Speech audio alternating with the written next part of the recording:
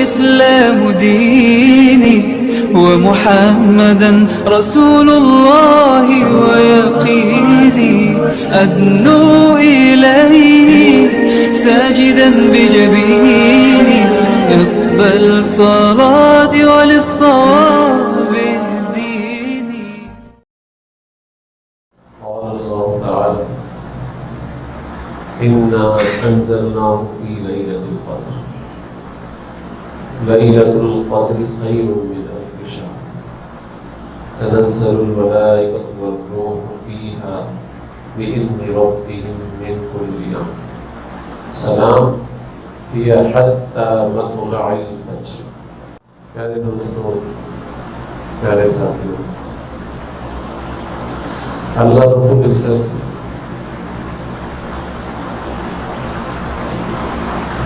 اس امت کو خیر کے مواقع دیتے ہیں، لیکن یہ امت خیر کے مواقع کو ضائع کرتے ہیں۔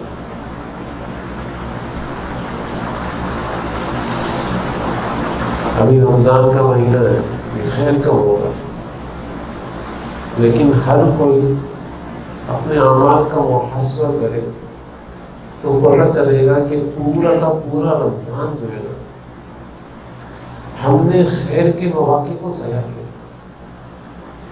ہم اپنے طور پر سمجھ رہے ہیں کہ ہم نے خیر کے مواقع کو اویل کیا ہے، لیکن نہیں، ضائع کر بیٹھے۔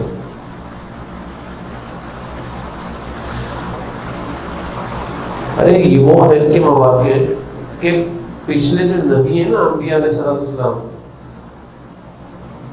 انہوں نے ان مواقع کو مانگا تھا، ان اعمال کو مانگا تھا اپنی امت کے لیے کہ یہ جو اعمال ہے نا، یہ ہمارے کو دے دیں، ہماری امت کو دے دیں۔ کچھ مواقع ایسے ہوتے ہیں جو خصوصی طور پر اس امت کے لیے ہیں۔ تو حضرت موسیٰ علیہ السلام نے اللہ کی بارگاہ کے اندر عرض کیا کہ یا اللہ یہ موقع مجھے دے دے۔ تو اللہ تعالیٰ کی ذات نے صاف منع کر دیا، نہیں یہ موقع میں تمہیں نہیں دے سکتا، تمہاری امت کو نہیں دے سکتا، یہ تو میں نے امت محمدیہ کے لیے رکھا ہے۔ امت محمدیہ کی امتیازی شان تورات کے اندر ہے۔ جب حضرت موسیٰ علیہ السلام تورات لینے کے لیے گئے نا، تو تورات جب مل گئی ان کو، تو تورات کے اندر انہوں نے پڑھا امت محمدیہ کی شان۔ یا اللہ یہ کون ہے جن کی شان آپ نے ایسی بیان کی، یہ کون؟ تو اللہ تعالیٰ کی ذات نے فرمایا یہ امت محمدیہ ہے، یہ امت محمدیہ۔ فرمایا اے اللہ یہ امت مجھے دے دو۔ فرمایا نہیں، یہ تو میرے حبیب صلی اللہ علیہ وسلم کی امت ہے، یہ میں کسی کو نہیں دے سکتا، یہ تو میں نے ان کے لیے رکھی، ایسی امت ہے۔ اسی تورات کے اندر لکھا ہے، اللہ اس تورات میں آپ نے لکھا ہے کہ یہ اپنی کتاب جو ان کے اوپر اترے گی کلام اللہ، یہ اس کے حافظ ہوں گے، اور کوئی کسی کتاب کا حافظ نہیں ہوگا، لیکن یہ اپنی کتاب کے حافظ ہوں گے۔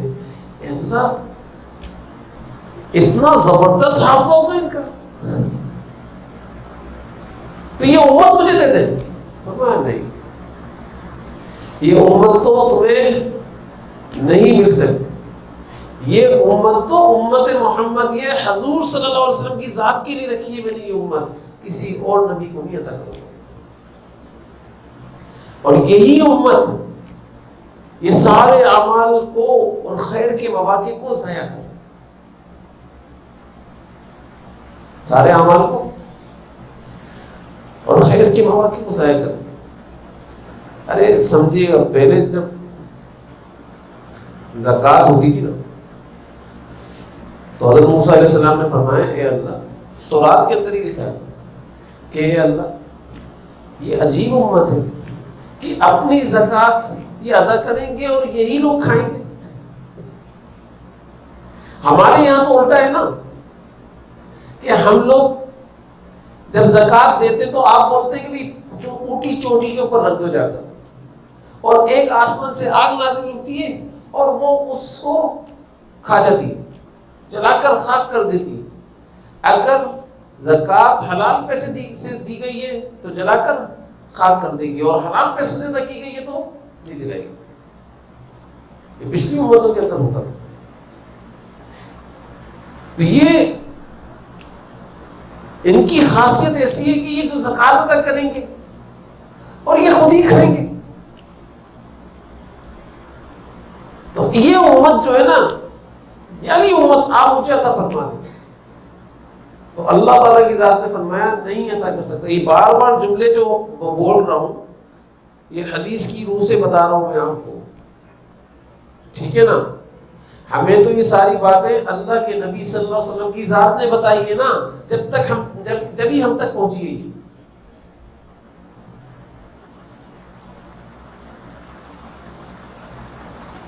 تو موسیٰ علیہ السلام نے فرمایا ہے اللہ یہ امت مجھے دے دینا. اللہ تعالیٰ کی ذات نے فرمایا نہیں یہ امت تمہیں نہیں مل سکتی. بتانے کا مقصد یہ ہے کہ اللہ کے نزدیک اس امت کی سب سے زیادہ ویلیو ہے. حبیب کی امت حبیب ہے, اللہ کے نزدیک حبیب کی امت ہے نا, یہ اللہ کے محبوب صلی اللہ علیہ وسلم کی امت ہے, تو اللہ کے نزدیک یہ امت بھی محبوب ہے.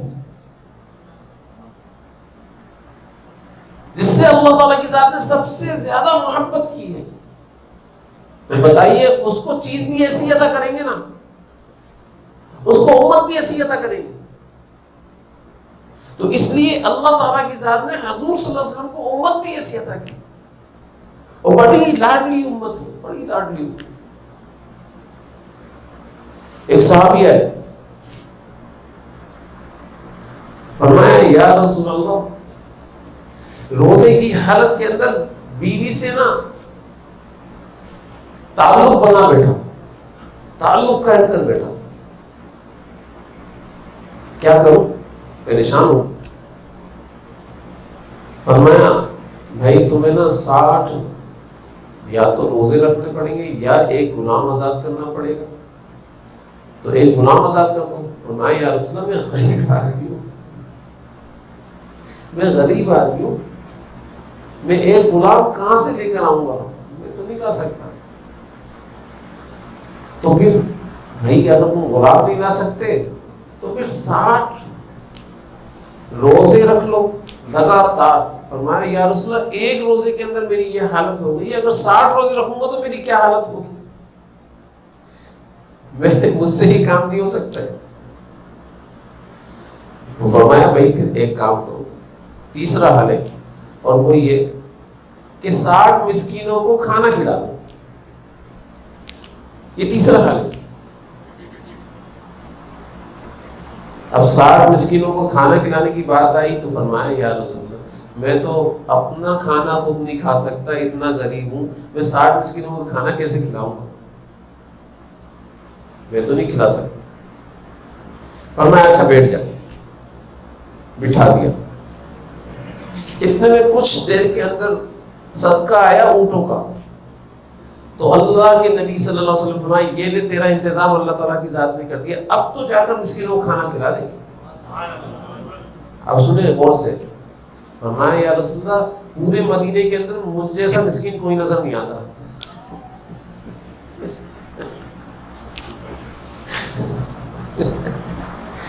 پورے مدینے کے اندر میں ہی سب سے زیادہ مسکین ہوں, تو اگر میں ہی مسکین ہو کر سب کو کھانا کھلا دوں میں کھاؤں. اب آپ سوچو تو صحیح, ایسی لاڈلی امت, اور اللہ تعالیٰ کی ذات. اچھا اس کو بولو یہی لے جائے, یہی کھا لے. ایسی لاڈلی امت کہ اللہ تعالیٰ کی ذات نے ایسے لاڈ اٹھائے, ایسے لاڈ اٹھائے. ایک خاتون, ان کے شوہر نے ان کو کہہ دیا کہ بھائی تو میری اماں کی طرح ہے, تیری جو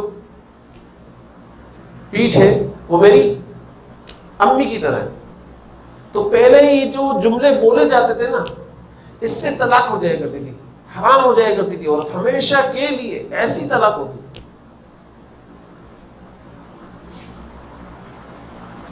خاتون آئی, فرمایا یا رسول اللہ میرے شوہر نے, حضرت عائشہ صدیقہ رضی اللہ تعالیٰ عنہ حضور صلی اللہ علیہ وسلم کو کنگھی کر رہی تھی.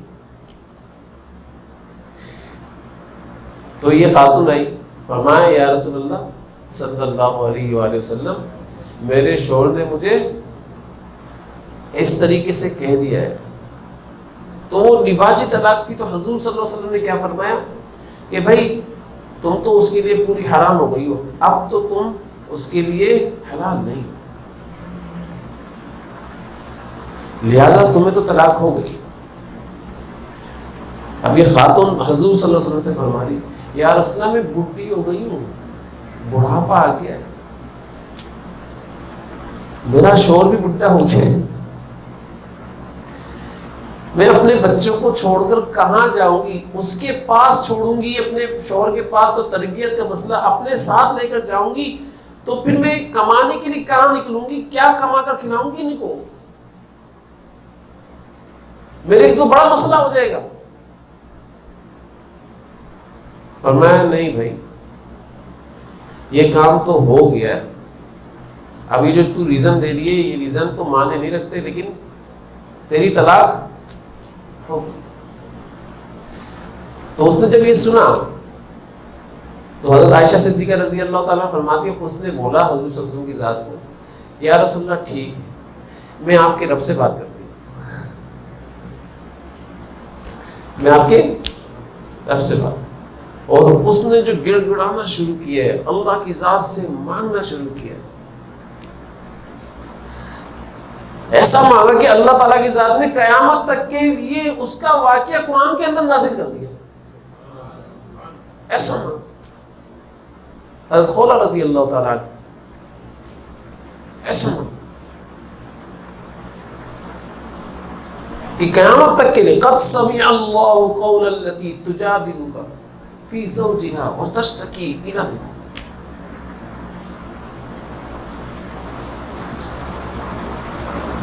اس کا نام ہی مجادلہ اللہ تعالیٰ کے سامنے رکھ دیا کہ وہ عورت جو آپ سے جھگڑا کرنے کے لیے آئی تھی, جھگڑ رہی تھی اپنے مسئلے کے بارے کے اندر,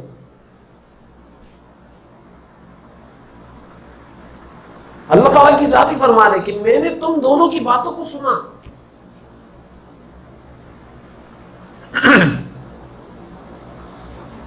اور باتوں کے سننے کے اندر اس مسئلے کا حل میں نے نکال دیا.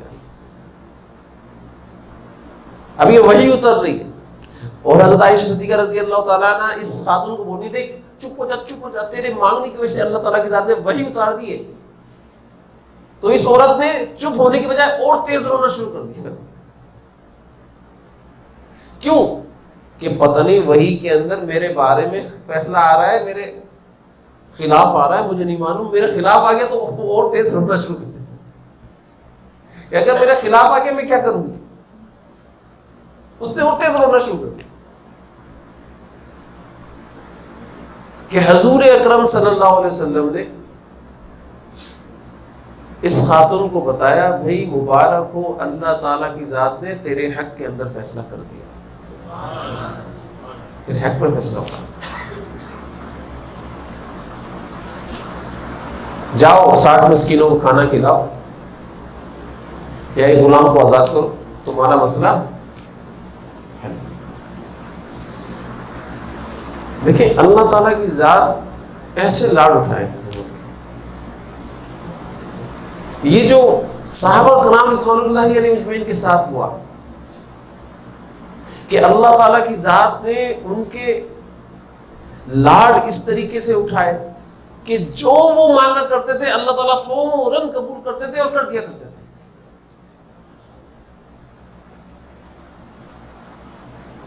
یہ صحابہ کرام کی تعارف کے لیے نہیں کیا اللہ تعالیٰ کی ذات نے,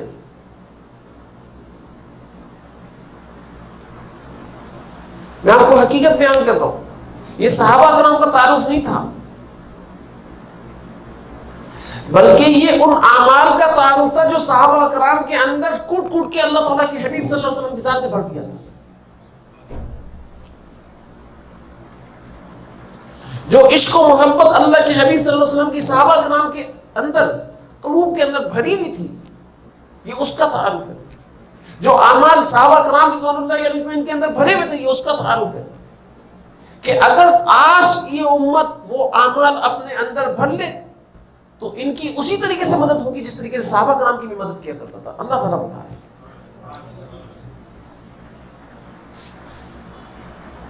یہ نہیں ہے بات کہ صحابہ کرام کی مدد ہوئی،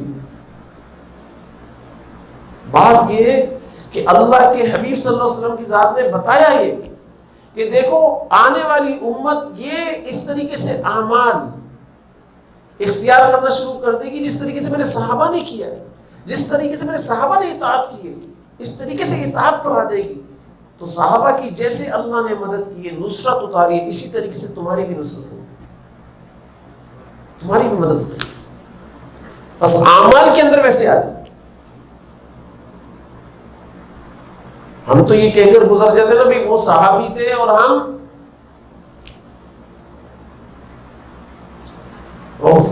یہ بہت بڑی غلط فہمی ہے، بہت بڑی غلط فہمی،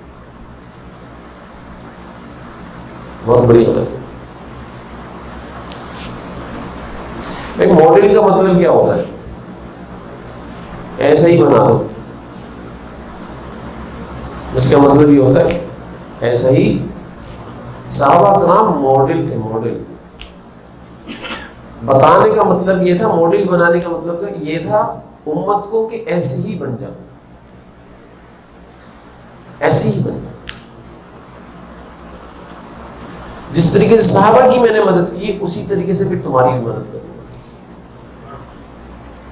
اور حضور صلی اللہ علیہ وسلم نے یہی فرمایا تھا کہ اگر اعمال کے اندر اگر تم وہ جو آنے والی امت ہے وہ اعمال کے اندر تمہارے مشابہ ہوگی تو اللہ تعالیٰ تم میں سے 10 کے برابر ان کی مدد فرمائیں گے، ایک کی.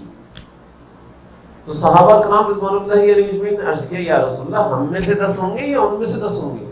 فرمایا نہیں، تم میں سے 10 ہوں گے، ان میں سے 10 ہوں گے. اس کی تصدیق بھی حضور صلی اللہ علیہ وسلم کی ذات ہی کر رہے ہیں. تو اگر اعمال کے اندر، یقین کے اندر صحابہ کرام کے مشابہ بندہ آ جاتا ہے تو حضور صلی اللہ علیہ وسلم کی خبر ہے، یہ کسی اور کی خبر نہیں ہے. 10 صحابہ کرام کے برابر اس کی مدد ہوگی، 10 صحابہ کرام کے برابر اس کی مدد ہوگی.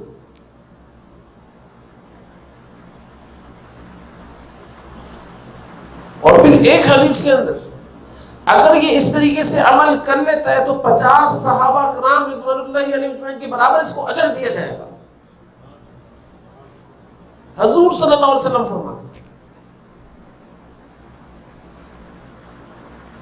لیکن اعمال کے اندر آئے تو صحیح، آ رہے ہیں ہم لوگ، ہمارے اندر سے یقین اسباب کا نکلتا ہی نہیں ہے، نکلتا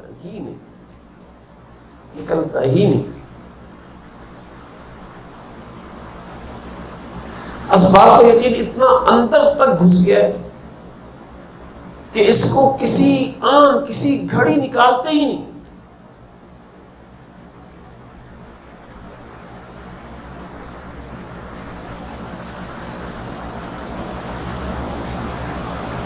حضور اکرم صلی اللہ علیہ وسلم نے اپنے صحابہ کے اندر اعمال کا یقین بٹھایا تھا، اسباب کا یقین. مطلب کہنے کا یہ ہے کہ اسباب یوز کرنے سے منع نہیں کیا. یہ مت سوچ لینا اس بات سے کہ میں اسباب یوز کرنے سے، استعمال کرنے سے منع کر رہا ہوں. ارے اسباب تو استعمال کرنے ہی پڑیں گے، ہر حال میں کرنے پڑیں گے. لیکن یہ جو اسباب ہے یہ امتحان ہے، امتحان کے طور پر کرنا پڑے گا.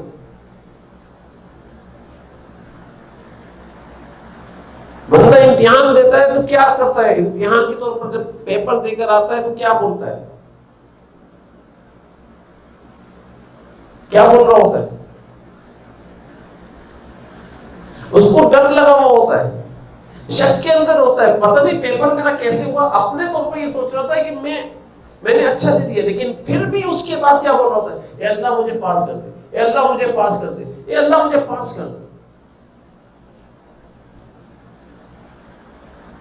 یہی بولنا ہوتا ہے نا. تو اسباب کو استعمال کرنے سے اللہ نے منع نہیں کیا.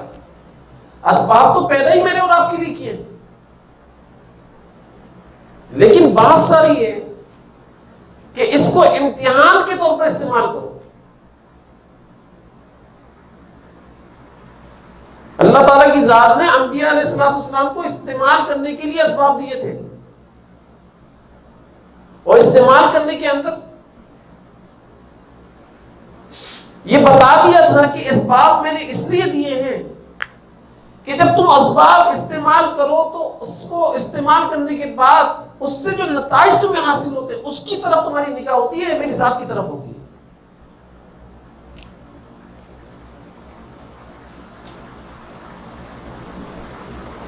ساری چیز تو میری ذات ہے نا. یہ انبیاء علیہ السلام کا امتحان لیا ہے. ارے وہ اسباب جو خیر کے اسباب ہیں, جو خیر کی نیتوں کے ساتھ کیے گئے ہیں.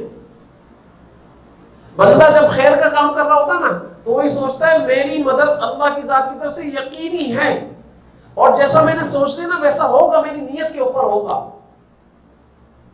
جو میں نے خیر کی نیت کر لی نا بس ہونا چاہیے ویسا. ایسا نہیں ہے, یہ غلط سوچ ہے. خیر کی نیت کرنے کے بعد بھی اگر کوئی کام کر رہا ہے تب بھی اللہ کی چاہت پر موقوف ہے وہ کام. اللہ چاہیں گے تو ہوگا, نہیں چاہیں گے تو نہیں ہوگا. یہ کیسے سوچ لیا کہ میں خیر کا کام کرنے جا رہا ہوں تو اس میں اللہ کی مدد ضروری ہے, یقینی ہے, ایسا نہیں ہے. حضرت سلیمان علیہ السلام نیت کی, انہوں نے 100 بیویاں تھیں کہ 100 بیویوں سے ازدواجی تعلق قائم کر کے ان سے جو حمل ٹھہرے گا اور ان سے جو بیٹے پیدا ہوں گے سب سے 100 کے 100 ان سب کو اللہ کے راستے کے مجاہد بناؤں گا. اس نیت کے ساتھ ازدواجی تعلق قائم کیا, لیکن 100 میں سے کسی کو بھی حمل نہیں ٹھہرا سوائے ایک کے. 99 کو حمل نہیں ٹھہرا, اور ایک کو حمل ٹھہرا, وہ بھی 2.5 سے 3 مہینے کے بعد اللہ تعالیٰ کی ذات نے ضائع کر دیا. اور دائی نے اس کو لا کر جب ڈالا ہے تو بتایا یہ وہ حمل ہے جو تو نے سوچا تھا کہ تو مجاہد بنائے گا, ضائع کر دیا.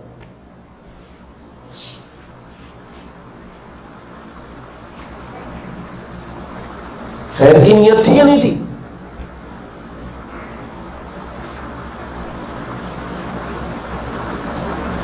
مجاہد بنانا تھا نا. اب حضور صلی اللہ علیہ وسلم یہ واقعہ سنا رہے سارا, اور حضور صلی اللہ علیہ وسلم واقعہ سنانے کے بعد فرما رہے اللہ سلیمان علیہ السلام پر رحم کرے.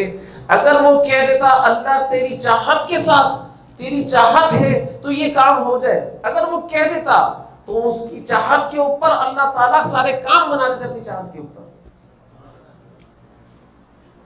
لیکن انہوں نے یہ نہیں کہا, انشاءاللہ نہیں کہا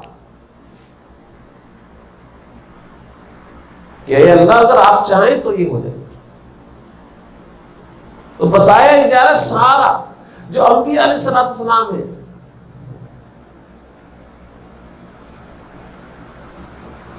اسباب ان کے تابع ہوتے,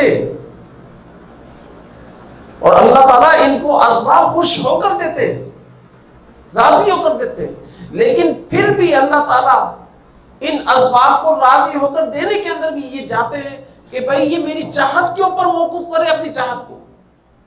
میں چاہوں گا تو ہوگا, میری چاہت نہیں ہوگی تو نہیں ہو سکتا.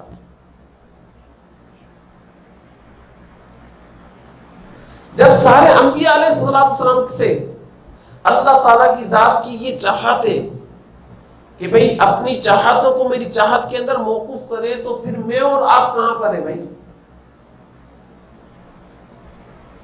ہمارے تو بڑے بڑے دعوے ہوتے ہیں نا.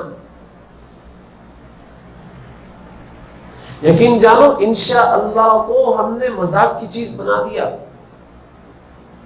بہت بے ادبی کرتے ہیں ہم انشاءاللہ. پہلے سے ہی سوچ لیتے ہیں انشاءاللہ کہہ دیا نا, پہلے سے ہی سوچ لیتے ہیں یار انشاءاللہ کہہ دیا تھا, سامنے والے کو جواب بھی دوں گا بھائی انشاءاللہ کہا تھا لیکن اللہ نے نہیں چاہا, میں کیا کروں؟ یہ انشاءاللہ اس لیے کہا جا رہا ہوتا ہے, پہلے سے ہی نیت بنا لیتے ہیں. تو اس انشاءاللہ کہنے کے اوپر انشاءاللہ عذاب بھی ہوگا, یہ بتا دوں میں آپ کو, ثواب نہیں مل رہا. اور پھر اس کے بعد تعالی کو ٹالا کر دیا, ٹالا انشاءاللہ ٹالا. مذاق کرتے ہیں کہ بھئی انشاءاللہ ٹالا, کل میں نے جو کہا تھا نا ٹالا, وہ تعالی نہیں تھا, وہ ٹالا تھا. انشاءاللہ میں نے تجھے ٹال دیا, یہ کہا تھا میں نے.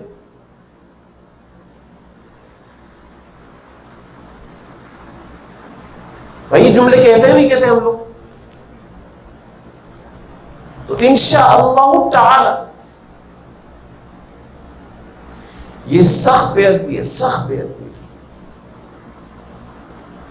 اور سخت بے ادبی کی چیز ہے. اللہ تعالی کی ذات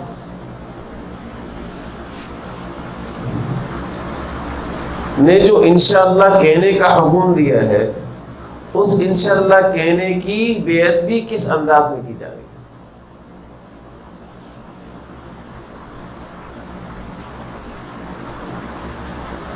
بھائی ہم کرتے ہی نہیں کرتے, یہ بات بتائیں تو سوچیں آپ, اور پھر دلی دل کے اندر خوش ہو رہے ہوتے ہیں, خوش ہو رہے ہوتے ہیں. انشاءاللہ کہا ہے نا, کل جواب جب بندہ مجھ سے طلب کرے گا تو میں اس کو یہ بول دوں گا بھائی میں نے تو کل انشاءاللہ کہہ دیا تھا. اب اللہ تعالیٰ کی چاہت ہوتی تو کر دیتے اللہ تعالیٰ یہ کام, اب اللہ تعالیٰ کی چاہت ہی نہیں تھی.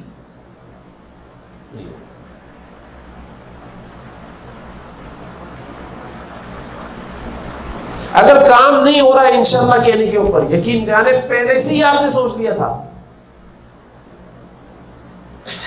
کہ بھائی میری چاہت نہیں ہے, پہلے سے ہی اس انسان کو دھوکہ دینے کا سوچ لیا تھا, پہلے سے ہی آپ کے ذہن کے اندر یہ بات بن گئی تھی یا انشاءاللہ کہنے میں کیا حرج ہے, انشاءاللہ کہہ دیتے ہیں, بعد میں اس سے ایکسکیوز کر لیں گے.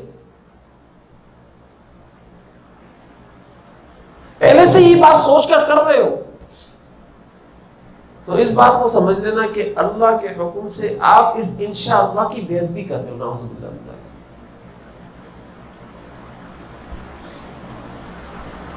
اللہ کی چاہت کی بے ادبی کر رہے ہو. اللہ انشاءاللہ کہنے کا حکم دے رہے اور آپ انشاءاللہ کہنے کے جو مطالب ہیں اور جو معنی ہے, جو کہنے کا انداز ہے, اس سے ہی دور بھاگ رہے جو حضور صلی اللہ علیہ وسلم کی ذات کا انداز تھا کہ انشاءاللہ کہہ دیتے تو میں یہ کام کر دیتا. ترغیب دینے کا مطلب یہ تھا کہ انشاءاللہ تم کہہ دیتے, میری چاہت کا ذکر کر دیتے, میں اپنی چاہت کے مطابق یہ کام کر دیتا. تم نے کیوں نہیں کہا انشاءاللہ؟ آپ حدیث کے اندر پڑھ لیں, یہی بات ہوگی کہ اگر انشاءاللہ کہہ دیتا تو یہ کام ہو جاتا. حضور صلی اللہ علیہ وسلم انشاءاللہ کہہ دیتے تو حضور صلی اللہ علیہ وسلم کے اوپر وحی 15 دن تک نہیں رکتی. یہی قرآن کے اندر اللہ تعالیٰ کی ذات نے بتایا, آپ انشاءاللہ کہہ دیتے میں اسی دن وحی اتار دیتا, لیکن آپ نے انشاءاللہ نہیں کہا تو 15 دن آپ کو انتظار کرنا پڑا وحی کے لیے. آپ نے میری چاہت کے اندر اپنی چاہت کو موقوف کیوں نہیں کیا؟ اور ہم انشاءاللہ جس طریقے سے یوز کر رہے ہیں, انشاءاللہ انشاءاللہ انشاءاللہ انشاءاللہ, یقین جانو ایسا لگتا ہے تھوک کے حساب سے انشاءاللہ پھینک رہے ہیں. نعوذ باللہ من ذالک. ہم انشاءاللہ پھینکتے ہیں, اللہ تعالیٰ کے نام کو یوز نہیں کر رہے. انشاءاللہ جس طریقے سے آیا ہے نا, اترا ہے, اس طریقے سے استعمال نہیں کر رہے. انشاءاللہ کا تو مطلب یہ تھا کہ آپ کا کام ہو کر رہے گا, آپ نہیں روک سکتا کوئی کس کو.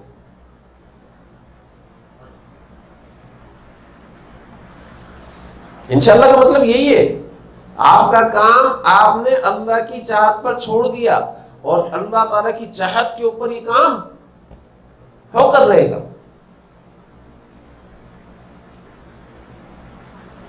میں نے اسی لیے خیر کا واقعہ ذکر کیا ہے, اس میں انشاءاللہ نہیں تھا. اور حضور صلی اللہ علیہ وسلم کی ذات کیا بتا رہے, اگر سلیمان علیہ السلام انشاءاللہ کہہ دیتے تو 100 بیویوں کے ساتھ اللہ تعالیٰ حمل جھلاتے 100 بیویوں کو اور بیٹا پیدا کرتے اللہ تعالیٰ، اور یہ مجاہد بنتے. یہ مجاہد نہیں بنے، بیٹے نہیں پیدا ہوئے، مجاہد نہیں بنے، سارے ضائع ہو گئے. کس وجہ سے؟ صرف انشاءاللہ نہ کہنے کی وجہ سے. تو بتایا کیا جا رہا ہے ہمیں کہ بھائی اگر کام کروانا چاہتے ہو تو انشاءاللہ کام کرو. اب بہت سارے لوگ ایسے جو انشاءاللہ کی ہی توہین کرتے ہیں. بھائی کرتے ہی نہیں کرتے، یہ بتاؤ تو اس سے توبہ کرو گے نہیں کرو گے؟ انشاءاللہ ٹالا تو نہیں بولو گے نا آئندہ. اگر انشاءاللہ ٹالا بول رہے ہو، تعالیٰ کو ٹالا کر دیا تو تعالیٰ یہ جو ہے عظمت والا نام تعالیٰ، یہ اللہ کی، اس کو ٹالا کر دیا آپ نے.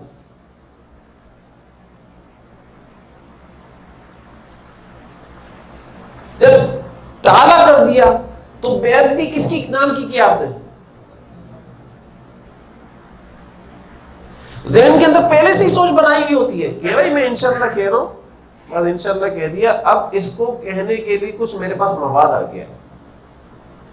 کام نہیں ہوگا تو کیا کہوں گا اس کو؟ بھائی اللہ کی چاہت نہیں تھی اس وجہ سے نہیں ہوا. پہلے سے ہی سوچ لیتے کہ اللہ تو نے انشاءاللہ نازل کر کے بڑا آسان کر دیا ہمارے لیے. انشاءاللہ اس لیے نہیں اترا. انشاءاللہ کہہ دینے کا مطلب یہ ہوتا ہے اب تو یہ کام کوئی روک ہی نہیں سکتا، یہ ہو کر رہے گا، یہ ہو کر رہے گا.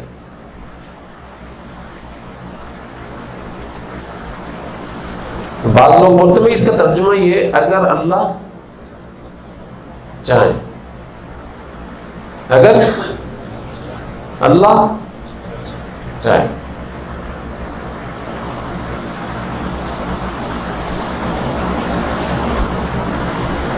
بھائی اس کا ترجمہ یہ جو بیان آپ کرتے ہیں اس کا مفہوم یہ نہیں ہے.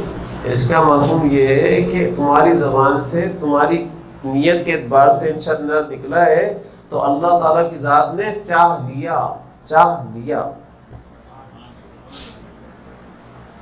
چاہیں گے نہیں، چاہ. لیکن نیت دیکھو اپنی، چیک کرو کہ کس اعتبار سے نکال رہے ہو انشاءاللہ. کہیں اس انشاءاللہ کی بیعت بھی تو نہیں کر رہے ہو. لہذا دوستو، یہ جو رمضان کا آخری طاق راتیں چل رہی ہیں، اس کے اندر میں آپ سب ساتھیوں سے ایک ہی گزارش کروں گا، درخواست کروں گا کہ اپنے قلب کی ریخوں کو غیر اللہ سے پاک کرو. اسباب کا تعصب، اسباب کا یقین اس قلب سے نکالو. اسباب سے کچھ نہیں ہوتا. اسباب یوز کرنے سے منع نہیں کر رہا ہوں، اسباب سے کچھ، اس کا تعصب نکالو دل سے، قلب سے نکالو. یقین جانو اگر یہ قلب سے تعصب نہیں نکلا تو ہمارا رمضان کا مہینہ، پورا مہینہ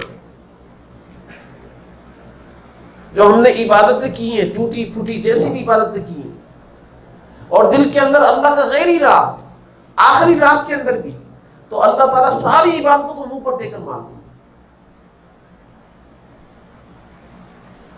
اس لیے میں بول رہا ہوں کہ رمضان کے مہینے کے اندر، اس آخری راتوں کے اندر کم از کم دل کو اللہ کے غیر سے پاک کر لو.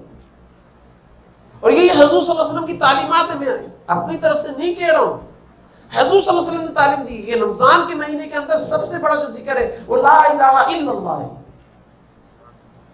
لا الہ الا اللہ کا ذکر حضور صلی اللہ علیہ وسلم کی ذات نے بتایا تھا. رب المشرق والمغرب لا الہ الا هو فاتخذہ وکیلا. اللہ تعالیٰ قرآن میں یہ فرما رہے ہیں، رب المشرق والمغرب لا الہ الا هو فاتخذہ. اس سے پہلے کیا ہے؟ وَاذْكُرِ اسْمَ رَبِّكَ وَتَبَتَّلْ إِلَيْهِ تَبْتِيلًا. یہ اللہ تعالیٰ قرآن میں فرمایا کہ بھئی ذکر کرو اللہ کے، اپنے رب کے اسم کا، اپنے رب کے اسم کا ذکر کرو. میرا اور آپ کے رب کا اسم کیا ہے؟ اللہ. کیا ہے؟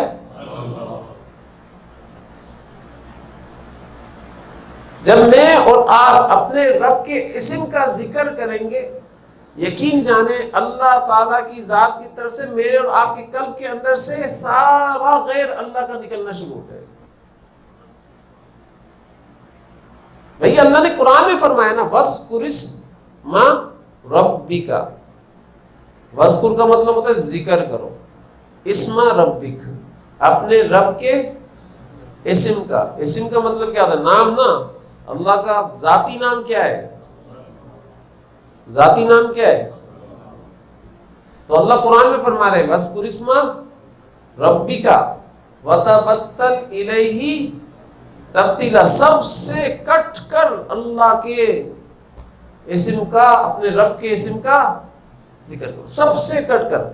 اب حضرت حکیم الامت رحمۃ اللہ علیہ فرمایا کرتے تھے بھئی وتبتل کا مطلب یہ نہیں کہ آپ عوام سے کٹ جاؤ. عوام سے کٹنا مطلب نہیں ہے. محبت تو آپ کی بیوی کے بھی رہے گی دل کے اندر، محبت تو بچوں کی بھی رہے گی دل کے اندر، محبت تو اور چیزوں کی بھی رہے گی دل کے اندر. ٹھیک ہے، مطلب کہنے کا یہ ہے کہ سب سے زیادہ غالب محبت اللہ کی ذات کی کر دو. ساری محبتوں پر غالب اللہ کی محبت. اب کیا ہوگا جب غالب اللہ کی محبت کرو گے اپنے دل کے اندر، تو اب بیوی سے بھی اللہ کی وجہ سے محبت کر رہے ہوگے کہ جتنی محبت اللہ تعالیٰ کے ساتھ میں بیوی کی بتائیے نا اتنی ہی کر رہے ہوگے. اگر بیوی آپ کو اللہ کا حکم توڑنے کا کہہ رہی ہوگی، آپ فرماؤ گے نہیں بھائی میں نہیں توڑ سکتا، مجھے اللہ سے زیادہ محبت ہے، تجھ سے نہیں ہے، میں نہیں توڑ سکتا. بچے اگر ناجائز خواہشات کی بات کریں گے تو آپ فوراً بول دو گے نہیں نہیں نہیں، دیکھو تم میرے بچے ہو لیکن میرا تعلق اللہ سے ہے، میں اللہ کا حکم نہیں توڑ سکتا اس معاملے میں.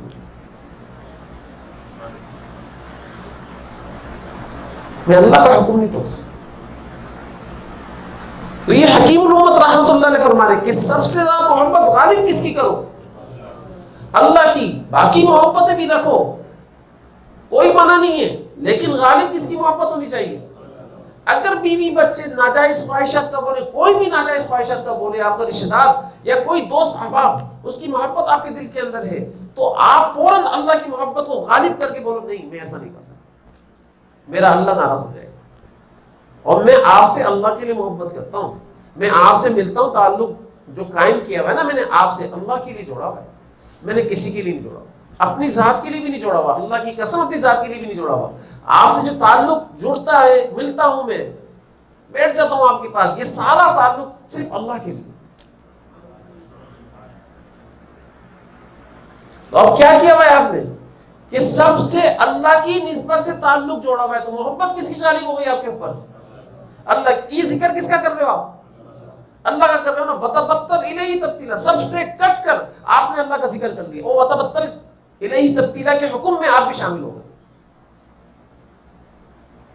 بھائی وَتَبَتَّلْ إِلَيْهِ تَبْتِيلًا اللہ نے حکم دیا ہے، حکم دیا ہے، تو اس حکم کو پورا کیسے کرو گے؟ یہ حکم کو پورا کرنے کا طریقہ بتاؤ. اور پھر آگے اللہ تعالیٰ کی ذات فرما رہے رب المشرقی والمغربی. سب سے زیادہ بیوی بچوں کی خواہشاتی تمہیں تانا دلوائی، لوگوں کو دیکھو گے تو وہی ان کی آسائشیں بیوی بچوں سے زبانیں کھلوائیں گے.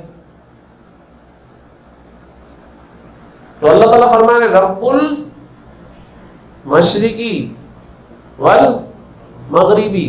ارے جب تو میرے اسم کا ذکر کر رہا ہے، میرا نام لے رہا ہے تو، اور میری محبت کو تو نے سب پر غالب کر دیا ہے، تو جو رب کہتے پالنے والے کو، جو مشرق کو پال رہا ہے، مغرب کو پال رہا ہے، تیری ایک ذات کو نہیں پال سکتا؟ تیری ایک ذات کو نہیں پال سکتا؟ جو مشرق کا پالنے والا ہے، جو مغرب کا پالنے والا ہے، کیا اس کو نہیں پال سکتا؟ جب یہ تیرے اندر سارے ڈر آ جائیں، سارے خدشات آ جائیں کہ میں سارے ہی ٹائم پر اللہ تیرا ہی ذکر کرتا رہوں گا، میں جاؤں گا کسی جگہ کام کروانے کے لیے تو تیری ذات یاد آ جائے گی، تو میں حرام سے رک جاؤں گا. حرام میں تو زیادہ پیسہ آ رہا تھا، مجھے مل رہا تھا. جھوٹ بولنے سے میرے کو زیادہ پیسہ مل رہا تھا، تھوڑا سا دھوکہ دینے سے مجھے زیادہ پیسے مل رہے تھے. لیکن تیرا ہی ساری محبت تیری غالب رہے گی تو میں ان ساری خیروں سے تو محروم ہو جاؤں گا جس کو میں خیر سمجھ رہا ہوں. اس پر اللہ تعالیٰ کی ذات فرما رہے رب المشرقی والمغربی لا الہ الا ہوا، کہ بھائی جو رب پالنے والا ہے مشرق کا اور مغرب کا، وہ تیری ذات کو بھی پال کر رہے گا. تجھے سوچ تو صحیح، اس بات کے اوپر تیرا رب مل رہا ہے، اللہ مل رہا ہے، سارے خزانوں کا مالک مل رہا ہے، سارے خزانوں کا مالک.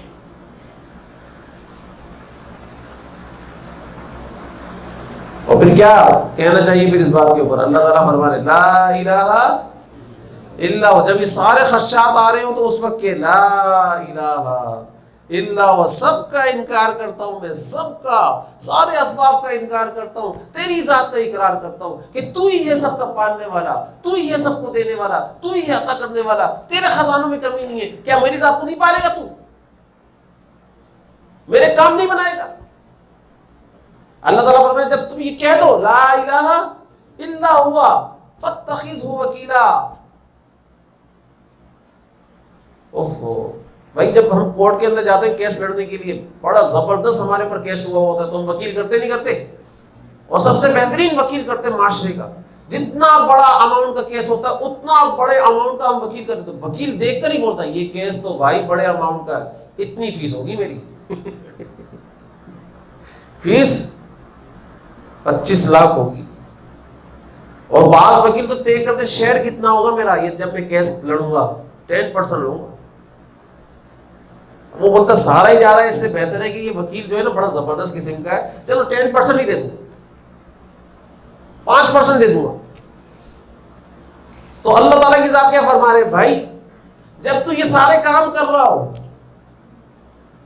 اور تجھے تانے مل رہے ہو اور تو نے میری محبت کو غالب کر دیا ہو ان سارے معاملات کے اندر، تو دیکھ ذہن میں رکھیو ان سارے معاملے کے اوپر فاتخذ وکیلا، مجھے اپنا وکیل بنائیو، میں بغیر فیس کے لڑوں گا تیرا کیس. فاتخذ، میں بغیر فیس کے تیرا کیس. ارے جس کا کیس اللہ لڑنے پر آ جائے اس کو کوئی پریشانی ہوگی کیا؟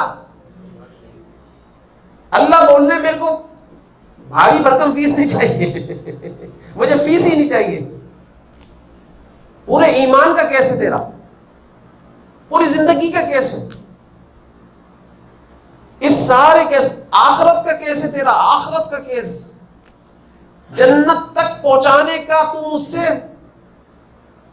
سائن لے لے، مطلب وکالت نامہ سائن ہوتا ہے نا، تو اللہ تعالیٰ کی ذات کی اس آیت کے اندر بتا رہے ہیں کہ بھائی وکالت نامہ سائن کروا مجھ سے.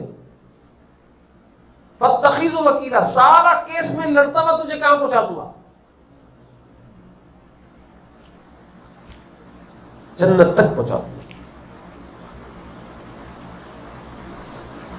تو ان لیلۃ القدر کی راتوں کے اندر ہمیں اپنے دل کی ریحوں کو غیر اللہ سے پاک کرنا. یہ قرآن کا حکم بتا رہا ہوں میں آپ کو. اللہ تعالیٰ کی ذات چاہتے ہیں، اللہ کی چاہت ہے، اور اس چاہت کے بعد اللہ تعالیٰ کی ذات کا حکم کیا ہے؟ فاتخذوا وکیلا. ہم دنیا کے معاملوں کے اوپر دوسروں کو وکیل بنا رہے ہیں، چل بھائی اس کو بھی وکیل بنا لیں، اس کو بھی، اور یقین جانو اس وکیل بنانے کے اوپر اتنا اطمینان ہو رہا تھا، تجھے پتا ہے میرا وکیل کون ہے؟ ارے فیس ریڈنگ ہے اس کی چلتی ہے، جج کے سامنے جاتا ہے فیس ریڈ، فیس ریڈنگ ہے نا. ہمارے رب کے سامنے بھی حضور صلی اللہ علیہ وسلم کی فیس ریڈنگ چلے گی. سمجھ گئے؟ ٹھیک ہے نا. تو اللہ تعالیٰ کے حکم سے میں آپ کو ایک بات بتا دوں، یہ جو باتیں ہم دنیاوی اعتبار سے کرتے ہیں، ان باتوں کو اگر ہم حقیقی اعتبار سے حقیقی ذات کے اوپر لے جائیں تو کتنا اچھا ہو. بھئی اللہ کے سامنے کسی کی فیس ریڈنگ بھی نہیں چاہیے. جج بھی اللہ، وکیل بھی اللہ، قانون بھی اللہ کا، مالک بھی اللہ. سارے فیصلے وہ خود کریں گے. تو اپنے سارے کام کس کی سپرد کر دو؟ قرآن کی آیت کا امر وَفَوِّضُ أَمْرِي إِلَى اللَّهِ کہ اللہ میں آپ کے سپرد سارے کام کرتا ہوں، سارے کام آپ میں، سارے کیس آپ کو دیتا ہوں اپنے، لہذا آپ میرے وکیل بن جائیے اور مجھے ان سارے چیزوں سے نجات عطا کروا دیجئے. آپ کروا دیجئے، غیر اللہ سے نجات عطا کروا دیجئے. میں نہیں کر سکتا ہوں، آپ ہی کا فضل ہو سکتا ہے، آپ ہی کا کرم ہو سکتا ہے، باقی میرے اندر کوئی استطاعت نہیں، طاقت نہیں. عاجزی پیش کرو اللہ کے سامنے. اللہ تعالیٰ بھرپور مدد فرمائے. میں سارے ساتھی ان شب قدر کی راتوں کو قیمتی بنائیں گے نہیں بنائیں گے؟ بنائیں گے نا. ذہن میں رکھنا، جو بندہ، ایک بات یاد رکھنا، جو بندہ اپنی حلال کمائی سے افطار کرواتا ہے، حدیث کے اندر آتا ہے جبرائیل علیہ السلام اس سے مصافحہ کرنے کے لیے آتے ہیں اور جبرائیل علیہ السلام اس سے مصافحہ کرتے ہیں. زکوٰۃ کے پیسوں کی بات نہیں چل رہی ہے، یہ حلال کمائی کی افطار چل رہی ہے. سمجھ گئے؟ پہلے چیک کر لیا کرو جو میں افطار کے معاملے میں پیسہ خرچ کر رہا ہوں، یہ میرا کتنا صحیح پیسہ ہے، حلال ہے یا نہیں ہے. اگر حلال ہے، یقین جانو جبرائیل علیہ السلام یہ اللہ کے نبی صلی اللہ علیہ وسلم کی خبر ہے، مصافحہ کرنے آئیں گے اور کریں گے آپ سے مصافحہ، کر رہیں گے. ایسا ہو ہی نہیں سکتا کہ مصافحہ نہ ہو. عید والے دن آپ سے مصافحہ ہوگا، شب قدر والے دن آپ سے مصافحہ ہوگا. جبرائیل علیہ السلام شب قدر والے دن آتے رات کو اور وہ آپ سے مصافحہ کرتے. یہ اس کے لیے خوشخبری ہے جو اپنی حلال کمائی میں سے افطار کرواتا ہے. تو صحابی نے بولا یا رسول اللہ ہمارے اندر تو اتنی استطاعت ہی نہیں ہے کہ ہم تو خود کھا لیں. دیکھو صحابی کیسے ہوا کرتے، کیا ان کے اندر طاقتیں نہیں تھی؟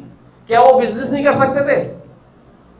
ارے مجھ سے اور آپ سے کئی ہزار گنا زیادہ طاقت تھی، ایمان کی، یقین کی، عقل کی، ہر طریقے سے چل سکتے تھے. لیکن کیا پوچھ رہے ہیں حضور صلی اللہ علیہ وسلم کی ذات سے؟ یا رسول اللہ ہمارے پاس تو کھانے کو کچھ بھی نہیں ہوتا، ہم کیا کریں؟ فرمایا کھجور، ایک کھجور کھلا دے تیرے کو یہ فضیلت حاصل ہو جائے. ایک کھجور، یا اگر کھجور بھی نہیں ہے تو ایک گھونٹ پانی پلا دے تجھے یہ فضیلت حاصل ہو جائے.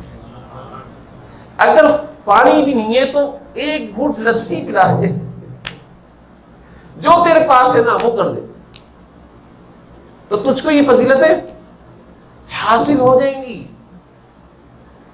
تو بھئی حضور صلی اللہ علیہ وسلم کی ذات نے تو آسانی کی نا. تو لہذا شب قدر کے اندر، شب قدر کی رات کے اندر کون چاہتا ہے حضرت جبرائیل علیہ السلام سے مصافحہ کرے؟ سارے ہی چاہتے ہیں نا ماشاءاللہ سے. جب سارے چاہتے ہیں سب سے انشاءاللہ تعالی سب سے ہی مصافحہ ہوگا. یقین جانے گا وہ فرشتے بھی مصافحہ کریں. يا ربي يا من هو مرشدي أيقنت أن إليك مرادي وموعدي فعشقت كل حروف كتابك مهتدي ومقتدي